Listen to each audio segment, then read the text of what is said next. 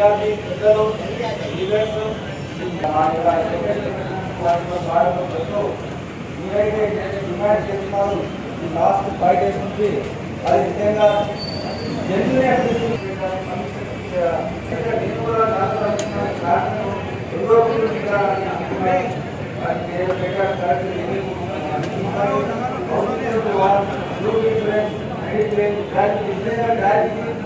ఇప్పుడున్న కాలానికి దేనికి సరిపోలేదు నిజంగా కూడా మీ యొక్క జన్యున్ డిమాండ్ అది కూడా మన యొక్క మేనేజ్మెంట్ ఒకసారి దాన్ని కూడా కన్సిడర్ చేయాల్సిందిగా నేను భావిస్తున్నాను. సో ఏది ఏమైనా కానీ ఈ యొక్క ఇన్సూరెన్స్ ఇంట్లో చక్కగా మన ఇన్సూరెన్స్ అందరూ ప్రతి చోట ఇన్సూరెన్స్ ఫీల్డ్ ఏజెన్సీలు అందరూ కనిపిస్తున్నాం. ఇప్పుడు ఖచ్చితంగా ఏది కావాల్సిన ఏ కోర్టు జరుగుతుంది గ్రూపులు ఆదర్శంలో కావాలనే కొత్తగా నేను కూడా నా తరఫున మేనేజ్మెంట్ కూడా పని చేస్తే బాగుందని అనుకుంటున్నాను. అలాగే మన యొక్క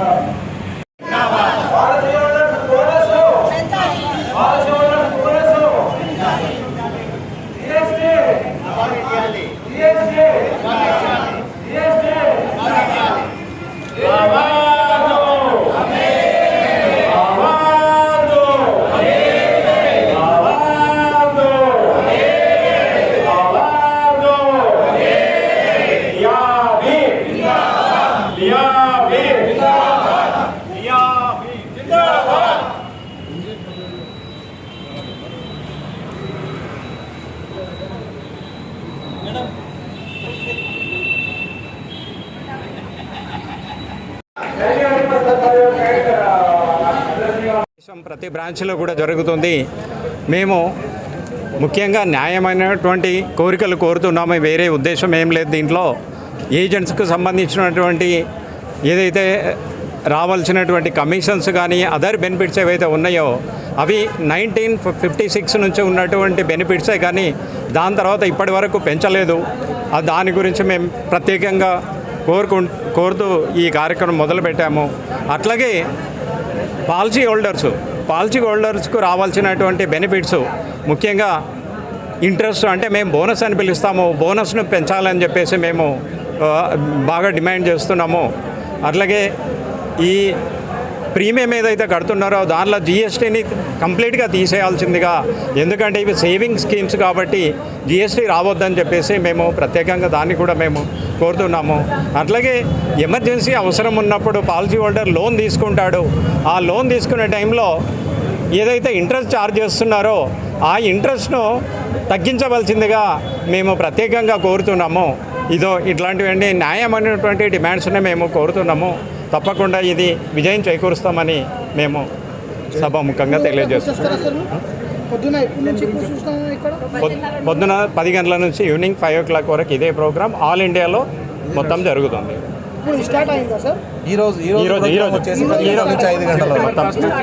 ఈ ప్రోగ్రాం మాత్రం ఫస్ట్ సెప్టెంబర్ నుంచి ఏదైతే ప్రోగ్రామ్ ఉందో ఇది 30th నవంబర్ వరకు జరుగుతుంది. ఇట్లా రోజు డిఫరెంట్ ప్రోగ్రామ్స్ ఉంటాయి. ఒక్కొక్కటి అనేది కాదు. ఈరోజు మాత్రం కంప్లీట్గా ధర్నా ఏ విధమైనటువంటి ట్రాన్సాక్షన్ చేయకుండా ఏ విధమైనటువంటి సో అలాంటి ఉద్దేశంతో మేము ఈరోజు ప్రత్యేకంగా ఏర్పాటు చేస్తాం. చెప్పండి సార్, అది ప్రోగ్రామ్ ఇక్కడ పెట్టిన ప్రోగ్రామ్ పెట్టిన ఎల్ఐసి కోసం ఎల్ఐసీలు వచ్చేసి గత కొన్ని సంవత్సరాలుగా ఏజెంట్లకు వచ్చేసి అనేకమైనటువంటి డిమాండ్లు ఉన్నాయి. వాటిని నెరవేర్చడం కోసం మేము పలుసార్లు కూడా మేనేజ్మెంట్ని అడగడం జరిగింది. అయితే వాళ్ళు ప్రతిసారి ఏదో ఒకటి చెప్పి నెగ్లెక్ట్ చేస్తూ వచ్చారు. కానీ ఇప్పుడు ఏంటంటే మిగతా అన్ని అసోసియేషన్లు కలిసి 4 అసోసియేషన్లు కలిసి జాయింట్ యాక్షన్ కమిటీ కింద ఫామ్ అయ్యి ఈ రోజైనా సరే మా డిమాండ్లను మాకు నెరవేర్చండి, మాకు న్యాయంగా పరంగా రావాల్సినటువంటి మా కోరికలను తీర్చండి అని చెప్పి అడగడం జరిగినాయి. అందులో వచ్చేసి పాలసీ హోల్డర్స్కి సంబంధించినవి కూడా కోరికలు కొన్ని ఉన్నాయి.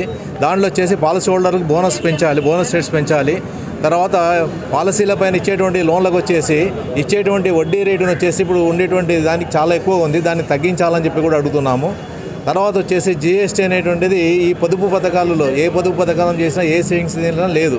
కాబట్టి ఎల్ఐసిలో మాత్రం ఒక్కొక్క దానికి ఒక్కొక్క సింగిల్ డిపాజిట్కి ఒక రకంగా, రెగ్యులర్ ప్రీమియంకి ఒక రకంగా వాళ్ళు జిఎస్టీ వసూలు చేస్తూ ఉన్నారు. ఇది పాలసీ హోల్డర్స్ పైన చాలా ఎక్కువ భారంగా తయారవుతూ ఉంది. కాబట్టి దీన్ని రద్దు చేయాలని చెప్పి మేము పలుమార్లు కూడా అడిగాము. అదేవిధంగా ఇప్పుడు వచ్చేసి పాలసీ హోల్డర్స్కే కాకుండా ఏజెంట్స్కి సంబంధించిన వరకు అయితే ఏంటంటే రాబోయే కాలంలో మాకు చాలా కష్టంగా ఉంది. రోజు రోజుకు పెరిగిపోయినటువంటి ధరలతోటి మాకు వచ్చేటువంటి సంపాదనతోటి మేము చాలా అవస్థలు పడుతూ ఉన్నాం. పెట్రోల్ కాస్ట్ ఈరోజు ఉండేటువంటి రేటుకు చాలా ఎక్కువగా ఉంది. రోజు మేము దాదాపుగా ఒక ఏజెంట్ 60 నుంచి 70 కిలోమీటర్లు తిరిగితే కానీ ఒక పాలసీ తీసుకొని వచ్చేటువంటి పరిస్థితులు లేదు.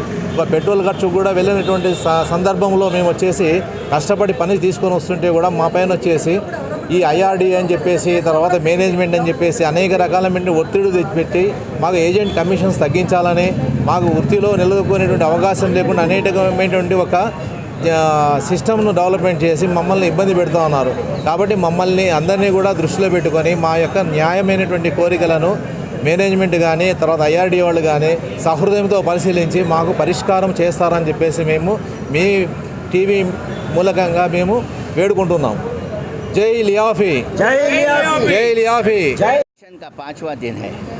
हमारा एजुकेशन 1 सितंबर को शुरू हुआ और ये एजुकेशन हम 30 नवंबर 2022 तक करने वाले हैं। ये एजुकेशन करने का हमारा मेन लक्ष्य ये है कि हमारे डिमांड्स है, ये डिमांडों में सबसे हमारा इम्पॉर्टेंट डिमांड ये है कि हमारे पॉलिसी होल्डर्स के लिए हम लोग चाहते हैं कि पॉलिसी होल्डर्स के जो बेनिफिट्स है वो पॉलिसी होल्डर्स को दिए जाए। सबसे पहले जो बेनिफिट हम पॉलिसी होल्डर को देना चाह रहे हैं वो है जो अननेसेसरी उनको प्रीमियम के ऊपर जीएसटी लागू कर दिया गया है। पॉलिसी होल्डर जब पॉलिसी लेता है वो अपने हार्ड एंड मनी से पॉलिसी लेता और अपने हार्ड एंड मनी का जो वो प्रीमियम भरता उसमें से वो इसलिए भरता कि उन्हें अपनी फैमिली को यदि ब्रेड विनर को कुछ हो जावे तो वो पॉलिसी होल्डर की फैमिली ये LIC का जो रकम मिलती सम एश्योर्ड उससे जो है वो लोग अपनी आगे की ज़िंदगी काट सकते। मगर उसमें भी जो है गवर्नमेंट अननेसेसरी ये जो जीएसटी है वो लाके उसके प्रीमियम पे ऐड करके उसकी पॉकेट के ऊपर और ज़्यादा बर्डन डाल रही है। हमारा दूसरी जो मांग है पॉलिसी होल्डर्स के लिए वो ये है कि सालों साल से LIC जब 1956 में की स्थापना हुई 1 सितंबर को, तब से लेके आज तक जो बोनस रेट्स है वो बढ़ने के बजाय कम होते जा रहे हैं। हम चाहते हैं कि पॉलिसी होल्डर्स को बोनस रेट्स बढ़ा के दिया जाए क्योंकि हमारे पास काफ़ी सरप्लस है। इतना सरप्लस है कि हम जब भी जो है ये कोई कैलामिटीज़ हुए हैं, नेचुरल कैलामिटीज़ या अदरवाइज़ टेररिस्ट अटैक्स वगैरह, हम जाकर जो है बग़ैर इंक्वायरी के, बग़ैर किसी चीज़ के उन लोगों के पैसे LIC ने जाके सेटल की है। उसके बावजूद भी उनके पास जो सरप्लस है वो काफ़ी सरप्लस बचा हुआ है। तो उसमें से हम चाहते हैं कि जो जितना भी सरप्लस है, जितना भी एक्सेस अमाउंट है, वो जो है उसमें से पॉलिसी होल्डर्स को बोनस की तरह ज़्यादा से ज़्यादा बोनस दिया जाए। हमारी तीसरी जो मांग है पॉलिसी होल्डर्स के लिए वो ये है कि पॉलिसी होल्डर ज़रूरत पड़ी जब वो जो है अपना पॉलिसी के ऊपर लोन लेता है। पॉलिसी पे लोन लेने का माने ये है कि पॉलिसी का लोन लेना और इंटरेस्ट भरना और असल भरना। अगर पॉलिसी का लोन भर रहा है, उन्हें इंटरेस्ट भर रहा है, तो उसको जो है जितना भी आप बोनस दे रहे 4% हो, 5% हो या गारंटीड एडिशन हो, जो भी हो उसके ऊपर 1% आप बैंक के जैसा ज़्यादा लीजिए।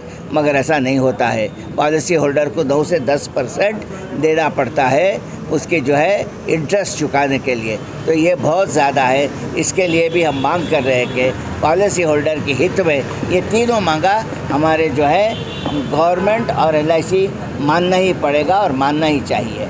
अब हमारे जो डिमांड्स है एजेंटों के 1956 से लेके आज तक हमारा कमीशन नहीं बढ़ा।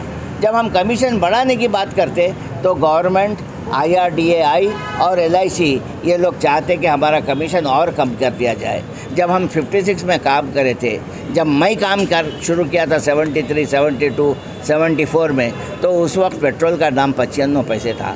आज पेट्रोल का दाम क्या है? 1 रुपया 6 पैसे, 5 पैसे, 10 रुपये, 110 रुपये। अब इन हालात में कमीशन कम करना चाहिए या कमीशन बढ़ाना चाहिए, ये आप लोगों को ही सोचना है। किसी हाल में भी दूसरे चीज़ें LIC में कम नहीं हुए हैं, LIC में हर चीज़ बढ़ती ही जा रही है। फिर उसके बाद में इन्फ्लेशन का रेट भी काफ़ी बढ़ चुका है। तो इन हालात में हम चाहते हैं कि एजेंट्स का कमीशन बढ़ाया जाए। फिर हमारी ग्रेच्युटी जो 3 लाख रुपए बढ़ाई थी 1 लाख से, अब हम इतने साल काम करने के बाद में 60 साल की उम्र होने के बाद और 15 साल की सर्विस देने के बाद हमारे कमीशन अर्न करे सो उसके ऊपर जो ग्रेच्युटी दे रहे हैं वो मैक्सिमम से मैक्सिमम आज 3 लाख है। हम चाहते हैं कि ग्रेच्युटी बढ़ के 5 लाख हो कम से कम। हम 20 लाख की डिमांड रखे हैं, मगर 20 लाख तो हम चाहते हैं कि हो जाए जल्द से जल्द, मगर रफ्ता रफ्ता अगर वो करके 20 लाख करे भी तो हमको खुशी हो जाएगी। और तीसरा जो हमारा डिमांड है ये मेडिक्लेम पॉलिसीज़। ये मेडिक्लेम पॉलिसीज़ जो है सिर्फ क्लब मेंबर एजेंट्स को देते, वो भी प्रीमियम लेके देते, वो भी जो है कम सम एश्योर्ड के देते। हम चाहते हैं कि मेडिक्लेम पॉलिसी हर एक एजेंट को दी जाए। अगर मेडिक्लेम पॉलिसी आप एजेंटों को देंगे तो उन लोग अपनी फैमिली के लिए थोड़े से जो है क्या करें, हम कहें कि थोड़े से वो लोग बेफिक्र हो जाएंगे और अच्छे से अच्छा काम करना शुरू करेंगे।